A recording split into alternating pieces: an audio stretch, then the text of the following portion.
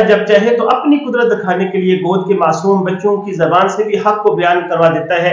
आइए 4 नन्हे मासूम बच्चों के बारे में जानते हैं। नंबर 1, हजरत ईसा अलैहिस्सलाम जो बगैर वालिद के पैदा हुए। इनकी वालिदा पर इल्जाम लगाया गया तो गोद में मौजूद हजरत ईसा अलैहिस्सलाम बोल उठे, इन्नी अब्दुल्लाहि आतानी अल किताब व जअलनी नबिय्या, मैं अल्लाह का बंदा हूँ, इसने मुझे किताब देकर भेजी और नबी बनाया है। नंबर 2, हजरत यूसुफ अलैहिस्सलाम जब अजीज मिस्र की बीवी ने झूठा इल्जाम लगाया तो अल्लाह ताला ने एक शीरखार बच्चे की जबान से यूसुफ अलैहिस्सलाम की सच्चाई ज़ाहिर की। वो कहने लगा वह हुआ मिनस सादिकीन, ये यूसुफ तो सच्चों में से हैं। नंबर 3, जुरेज के हक में गवाही देने वाला बच्चा। जुरेज नामी एक आबिद पर जिनाह का इल्जाम लगाया, इसी वक्त नौमौलूद बच्चा बोल उठा, बुखारी मुस्लिम में है, या अय्युहन्नास इन्नहु बरीउन, बच्चे ने कहा, ए लोगों ये तो बेकसूर है, मेरा बाप तो फलां चरवाहा है।